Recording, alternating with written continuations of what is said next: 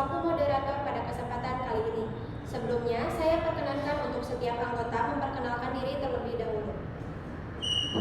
Perkenalkan, nama saya Raihan Rizky Firmansyah. Perkenalkan, nama saya Iqbal Fajriul Ilham.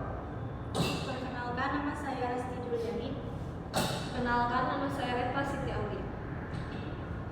Baik, hari ini kita akan mendengarkan presentasi dari kelompok 8 yang mengangkat isu yang sedang viral saat ini, yaitu korupsi proyek kereta cepat Wush.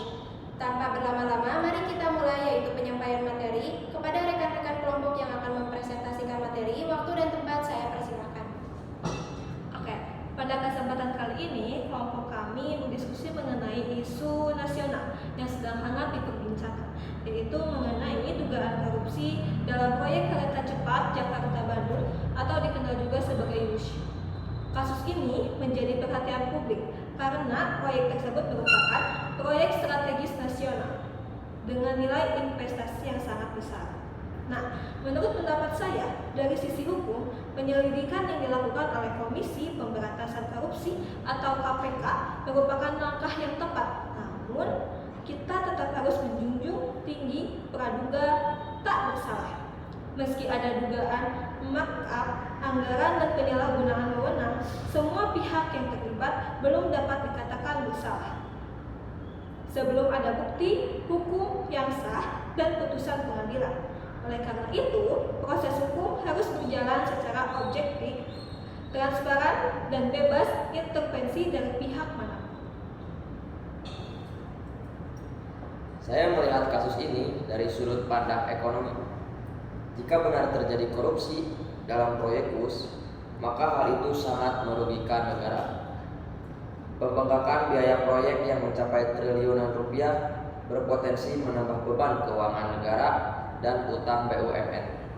Selain itu, kasus seperti ini dapat menurunkan kepercayaan investor dan memperburuk iklim investasi di Indonesia. Pembangunan seharusnya mendukung kesejahteraan, bukan menjadi ajang penyalahgunaan dana. Menurut saya, kasus ini berdampak langsung pada kepercayaan masyarakat terhadap pemerintah. Proyek ini menggunakan dana publik, sehingga masyarakat berhak memperoleh penjelasan yang transparan. Jika kasus ini tidak diselesaikan secara adil, rakyat akan semakin skeptis terhadap proyek-proyek pemerintah lainnya. Karena itu, saya berharap aparat penegak hukum mengutamakan keadilan dan keterbukaan informasi kepada publik. Dari sisi politik, kasus ini sangat sensitif karena melibatkan proyek strategis yang diawasi langsung pemerintah. Saya berpendapat bahwa penegakan hukum harus dijaga dari intervensi politik. Kasus ini tidak boleh dijadikan alat politik untuk menjatuhkan pihak tertentu. Pemerintah juga harus mendukung penuh upaya pemberantasan korupsi agar tidak muncul kecurigaan bahwa ada pihak yang dilindungi.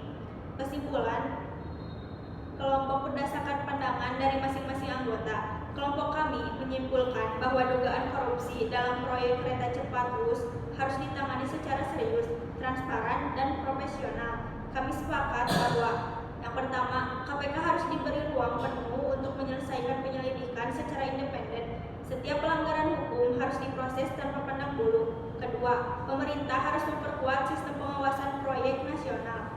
Ketiga, pembangunan tetap perlu berjalan, tetapi harus bebas dari praktik korupsi demi kepentingan rakyat. Dengan terungkapnya kebenaran dalam kasus ini, diharapkan kepercayaan publik terhadap pemerintah dan proyek pembangunan nasional dapat meningkat kembali.